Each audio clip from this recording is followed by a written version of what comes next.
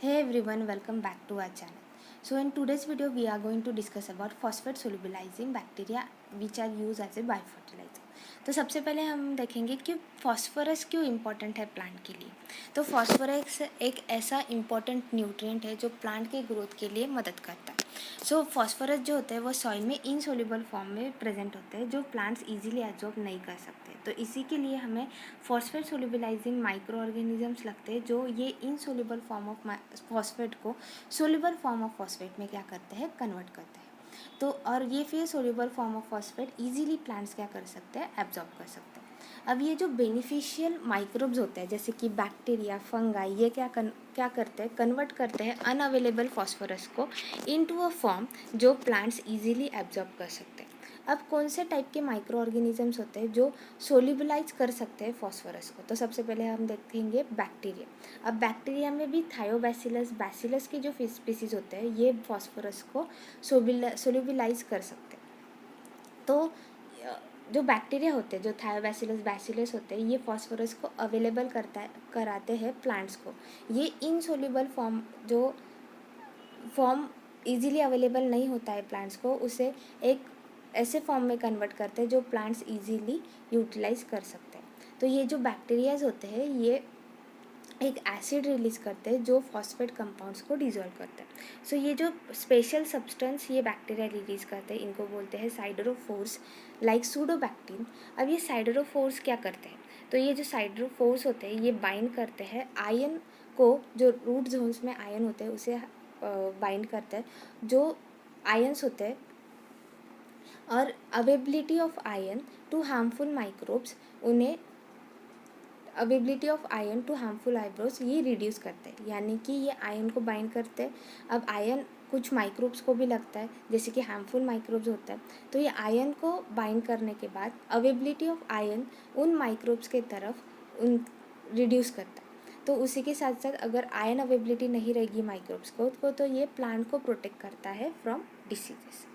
इसके बाद हमने देखा कि बैक्टीरिया फॉस्फेट सोल्यूबलाइज कर सकते हैं, उसी के साथ साथ जो फंगाई होते हैं माइकोराइजा ये भी फॉस्फेट सोल्यूबलाइज कर सकते हैं। तो ये जो फंगाई होते हैं ये क्लोज रिलेशनशिप बनाते हैं प्लांट्स के रूट्स के साथ। जैसे हमने राइजोबियम में देखा था, राइजोबियम जो होते हैं वो नाइट्रोजन फिक्सेशन करते हैं और वो सिम्बायोटिक रिलेशनशिप में होते हैं विद द प्लांट रूट्स। उसी के साथ साथ ये जो फॉस्फेट सोल्यूबलाइजिंग फंगाई होते हैं ये क्लोज रिलेशनशिप बनाते हैं विद द प्लांट रूट्स और इसे हम कहते हैं माइकोराइजा। दो टाइप्स के होते हैं माइकोराइजा, एक तो एक्टो और दूसरे एंडो।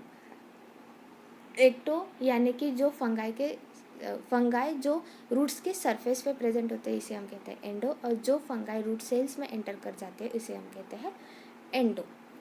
सो नाम से आपको पता लग गया होगा कि एक्टो यानी कि सरफेस पे जो प्रेजेंट होता है, एंडो यानी कि जो रूट सेल्स में एंटर होता है। एक स्पेशल टाइप के भी एंडोमाइकोराइजास होते हैं, वो भी होते हैं अर्ब्यूसुलर माइकोराइजल फंगाई, जिसे हम शॉर्ट फॉर्म में AMF। सो ये स्पेशल टाइप के एंडोमाइकोराइजा है जो प्लांट के रूट सेल्स के अंदर रहते हैं। सो अब ये माइकोराइजल फंगाई के क्या बेनिफिट्स होता है, तो सबसे पहले हमने देखा कि ये जो फंगाई बैक्टीरियाज होते हैं जो फॉस्फेट को सोल्यूबलाइज करते हैं और एक अवेलेबल फॉर्म में प्रोवाइड करते हैं प्लांट्स को। उसी के साथ साथ प्रोड्यूस करते हैं प्लांट ग्रोथ हार्मोन्स, प्लांट के रूट्स को प्रोटेक्ट करते हैं from the soil borne pathogens. और उसी के साथ साथ मेटल कंटामिनेटेड सॉइल में भी प्लांट्स को सर्वाइव करने का काम कौन करते हैं, तो ये माइकोराइजा। उसी के साथ साथ न्यूट्रिएंट अपटेक, वाटर अपटेक, इसमें भी मदद करते हैं ये माइकोराइजा, और प्लांट की ग्रोथ सर्वाइवल इंक्रीज करते हैं। अब ये कमर्शियल यूज़ ऑफ माइकोराइजा कहाँ पे, तो US में सिट्रस प्लांट जैसे कि लेमन हो गए, इसमें मोस्टली यूज़ किया जाता है mycorrhizal fungi.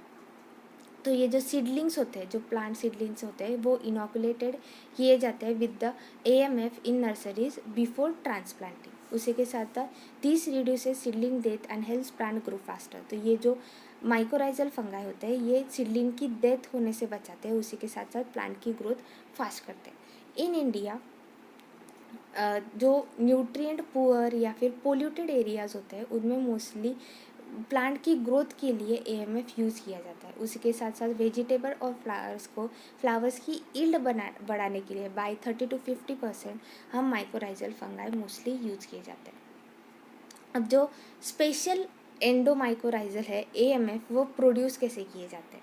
So they are AMF are grown in mass production in following with roots of. तो ये यूज़ कैसे किया जाता है? तो हम प्लांट्स के जो रूट्स होते हैं उसमें पॉट कर सकते हैं, या फिर सॉइल लेस एक्वाकल्चर में भी यूज़ कर सकते हैं, और using in vitro culture roots grown in lab condition, वहाँ पे भी हम इन्हें प्रोड्यूस कर सकते हैं जो AMF होते हैं। अब हम AMF का कंजर्वेशन कैसे कर सकते हैं? तो ये जर्म प्लाज्मा बैंक जो होते हैं, जो यूज़फुल फंगाई को कलेक्ट करते हैं, जो स्टार्ट हुई थी 1994 में at Tata Energy Research Institute New Delhi, TERI, यहाँ पे हम AMF को कंजर्व कर सकते हैं। 1997 से 240 different cultures of ectomycorrhizal fungi from India and abroad are store in this TERI institute. अब हम एक बार समरी देख लेते हैं फॉस्फेट सोल्युबलाइजिंग माइक्रो ऑर्गेनिज्म के। तो फॉस्फेट सोल्युबलाइजिंग जो माइक्रो ऑर्गेनिज्म होते हैं वो बैक्टीरिया भी हो सकते हैं, फंगाई भी हो सकते हैं। बैक्टीरिया में हमने एग्जांपल्स लिखे बैसिलस थायोबैसिलस के, जो अनअवेलेबल फॉस्फोरस को यूजेबल फॉर्म में कन्वर्ट करते हैं।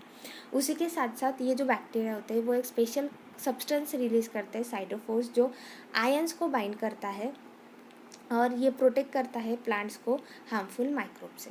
बाद में हमने देखा फंगाई, जो फंगाई रूट्स के साथ एसोसिएटेड होते हैं, इसके वजह से हम इसे कहते हैं माइकोराइजल फंगाई।